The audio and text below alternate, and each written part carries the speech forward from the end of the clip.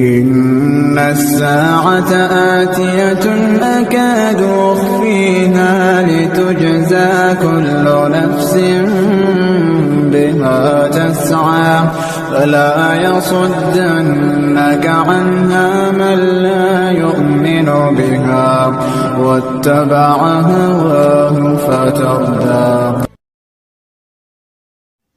بے شک قیامت کی گھڑی آنے والی ہے، میں اسے پوشیدہ رکھنا چاہتا ہوں تاکہ ہر جان کو اس عمل کا بدلہ دیا جائے جس کے لیے وہ کوشاں ہے، بس تمہیں وہ شخص اس کے دھیان سے روکے نہ رکھے جو خود اس پر ایمان نہیں رکھتا اور اپنی خواہش نفس کا پیرو ہے، ورنہ تم تباہ ہو جاؤ گے۔